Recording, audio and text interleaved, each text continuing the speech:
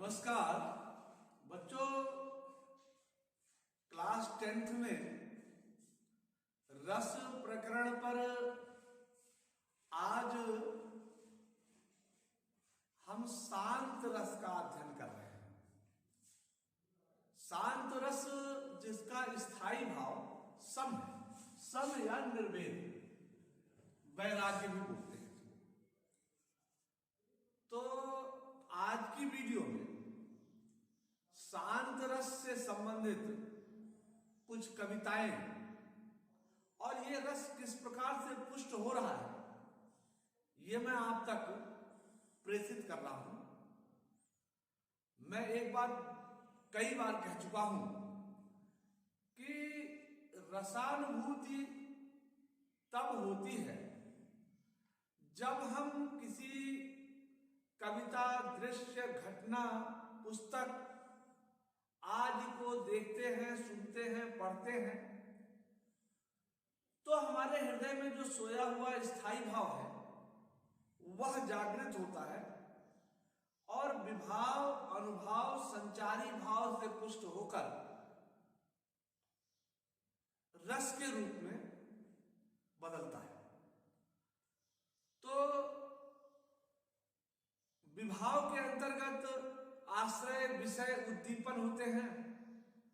इसी प्रकार से अनुभव में कायिक, वाचिक, सात्विक, आहार्य ये अनुभव हैं और संचारी भाव भी 33 प्रकार के हैं जो अलग अलग रसों में आते हैं।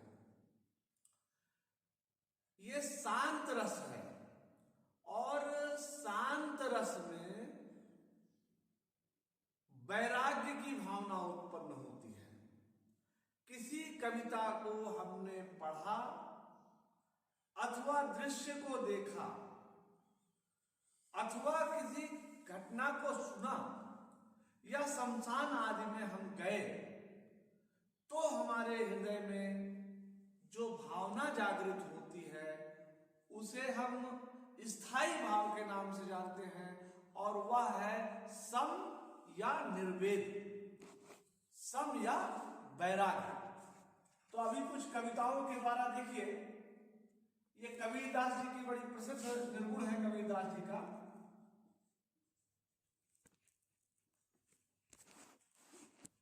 कबीरदास जी लिखते हैं, ये बीच में कुछ पंक्तियां मैंने डिलीट कर रखी हैं, उनको इसलिए यहां पर निशान लगा रखा है।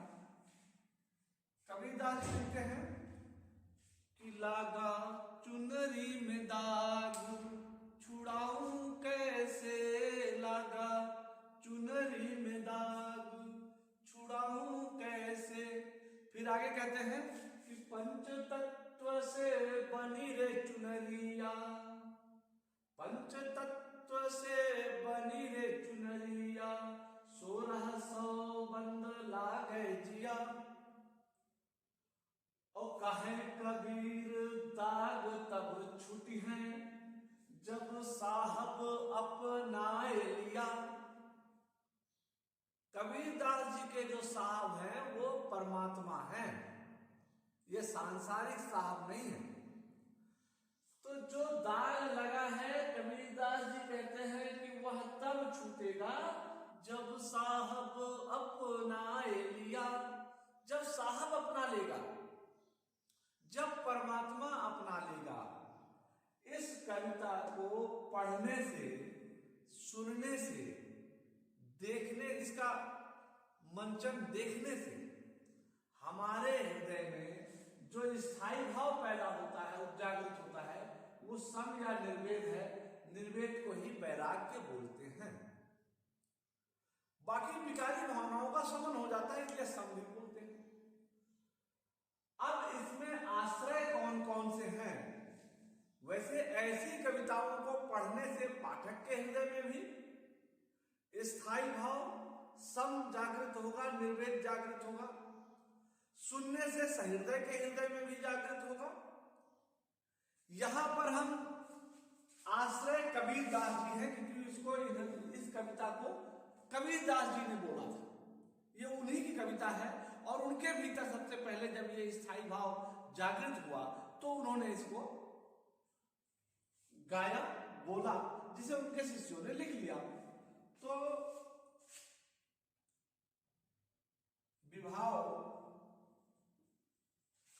विभाव में आश्रय कबीरदास जी हैं, विषय परमात्मा,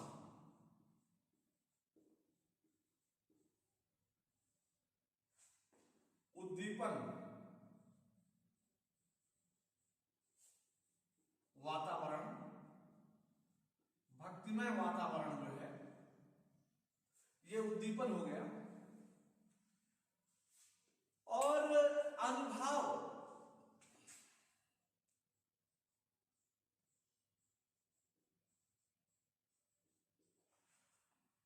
कबीरदास जी के भीतर जब स्थायी भाव सम या वैराग्य जागृत हुआ तो संसार की नश्वरता का उन्हें ज्ञान हुआ और वो इस प्रकार से गीत भी गाने लगे। गीत का गाना वाचिक अनुभव हो गया और संसार की नश्वरता का भी उन्हें ज्ञान हुआ, यह भी अनुभव हुआ।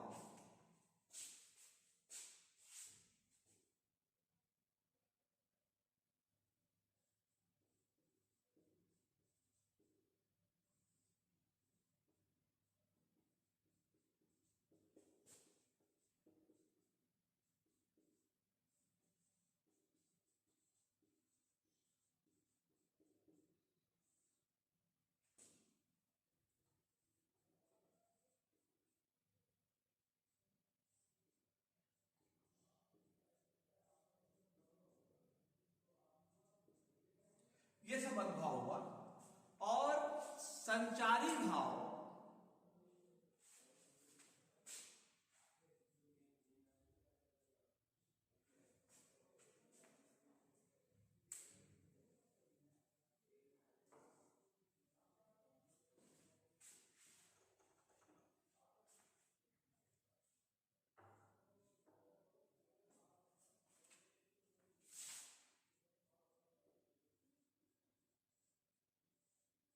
then ग्लानि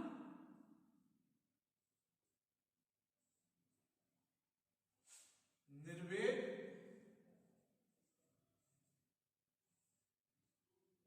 विस्मय मति, ये सब इसमें संचारी भाव हैं। और इस प्रकार से स्थायी भाव निर्वेद विभाव, अनुभाव और संचारी भाव के संयोग से शांत रस के रूप में पुष्ट होता है। इसके अतिरिक्त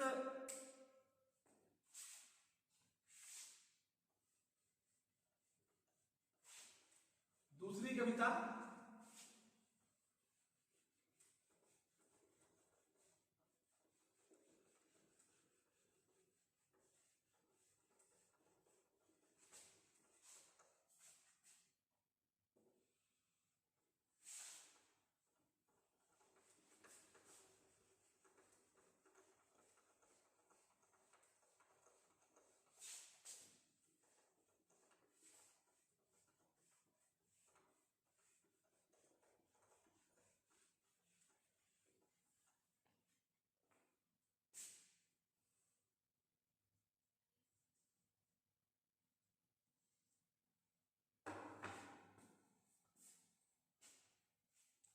क्षण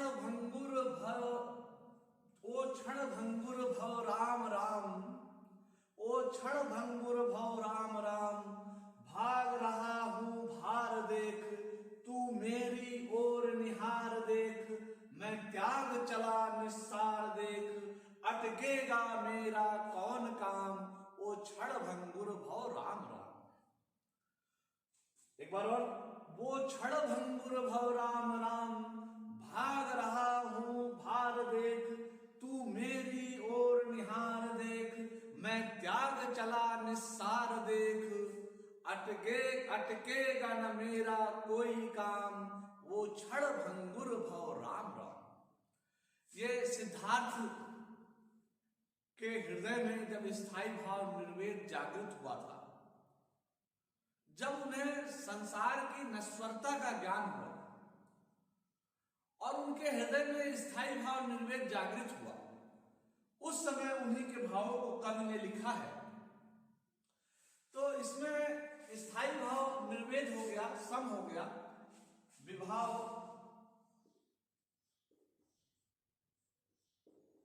आश्रय सिद्धार्थ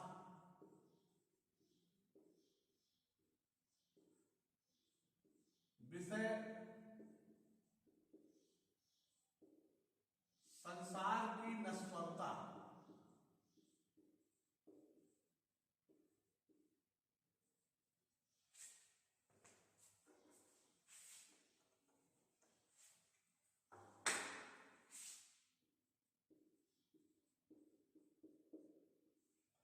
ये संसार क्षणभंगुर है, पानी के बुलबुले की भांति है।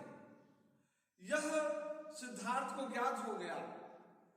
वो लिखते हैं, भाग रहा हूं भार देख, इस पृथ्वी पर मनुष्यों में बहुत सारे भार हैं, बहुत सारे दुख हैं, बहुत सारा कष्ट है। इसी कष्ट को देख करके महात्मा सिद्धार्थ, जो बाद में महात्मा बुद्ध बने, संसार से भाग रहे हैं, सांसारिक मोह माया से मुक्त हो रहे हैं। उनके हृदय में स्थायी भाव निर्वेद जागृत हो गया है। त्याग चला निस्सार देख, सारा राज संपत्ति सब त्याग दिया उन्होंने। फिर आगे लिखते हैं, अटकेगा न अब मेरा कोई काम, वो क्षणभंगुर भव राम राम। यह संसार तो क्षणभंगुर है, नश्वर है, इसको सिद्धार्थ ने राम राम कर दिया। तो आश्रय सिद्धार्थ, विषय संसार की नश्वरता, उद्दीपन।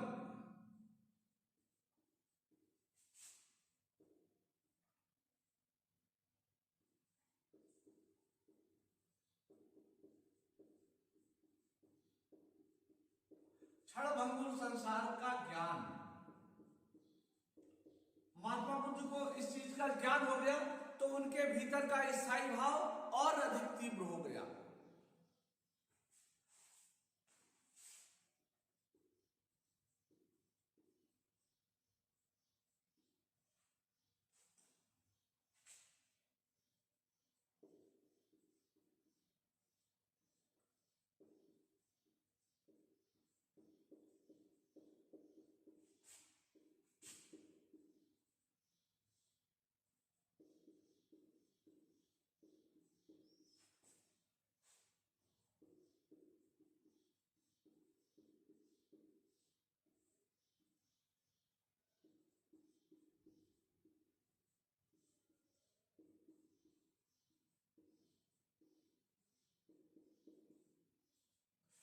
देखिए, क्षणभंगुर संसार का उनको ज्ञान हुआ, स्थायी भाव उनके हृदय में जागृत हुआ, तो सिद्धार्थ आश्रय हो गए, विषय संसार की नश्वरता हो गई। उन्हें इस बात का पता चल गया संसार में कुछ भी सुख नहीं है, चारों तरफ दुख ही दुख है। और इस क्षणभंगुर संसार का ज्ञान उनके इस स्थायी भाव को और आगे बढ़ाता है और ऊपर ले जाता है। तो अनुभाव उनमें वैराग्य की भावना जो थी वह और प्रबल होती है। संसारिक वस्तुओं से विमोह हो जाता है, वह संसार के प्रति अब आसक्त नहीं रहते। और यह जान करके कि ये कूड़े जैसी चीजों को, संसार के सुख समृद्धि को हमने त्याग दिया है, उनमें एक आनंद की अनुभूति होती है। ये सारी चीजें अनुभव है। संचारी भाव,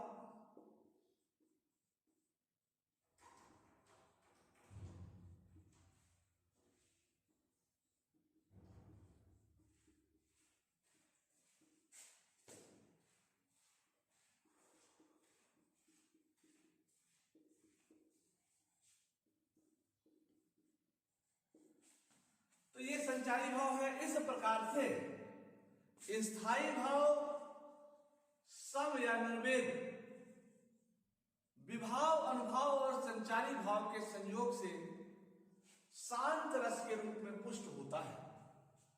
इसी तरह अभी दो कविताएं हैं यहाँ पर, मैं इनका आपको सार बता रहा हूं और आपको इसे विभावानुभाव संचारी भाव की कसौटी पर कसकर यह इसमें शांत रस को पुष्ट करना होगा।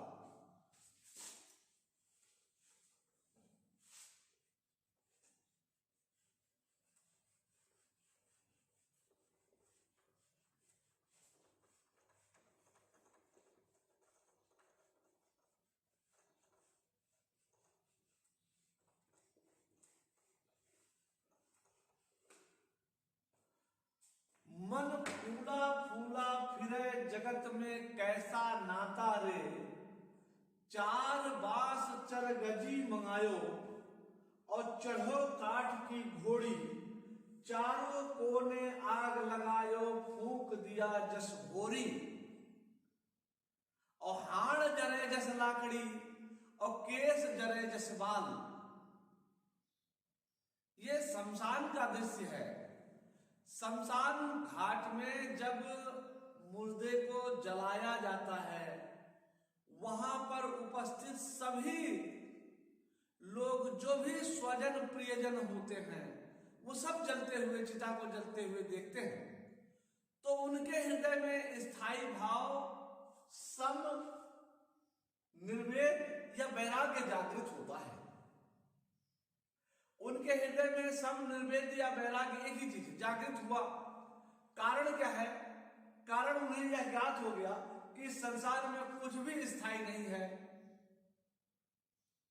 तो शमशान घाट का दृश्य उद्दीपन का भी कार्य करेगा कि सारी की सारी चीजें सबको छोड़कर जानी।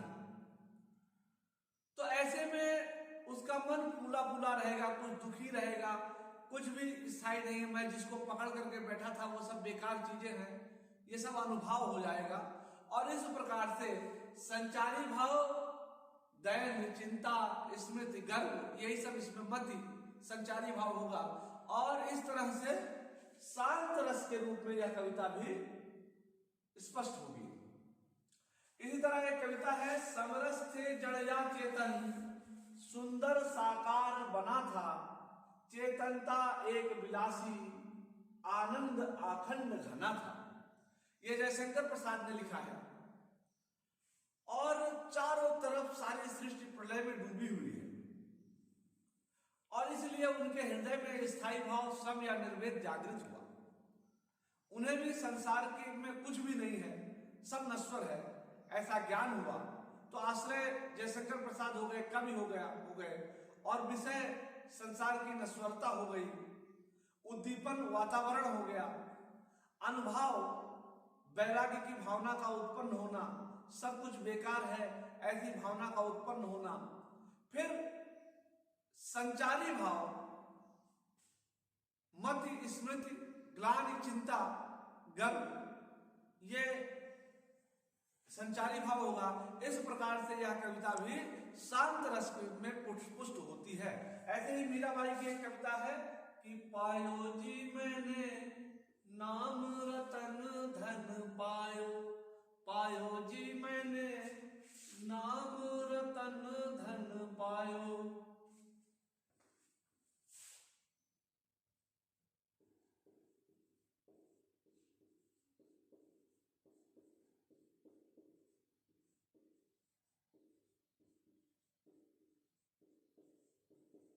इस कविता में भी शांत रस आपको पुष्ट करना है। 3 कविताएं, एक मन फूला फूला, 2 समरस थे जड़िया चेतन, तीसरा पायो जी मैंने नाम रतन धन पायो।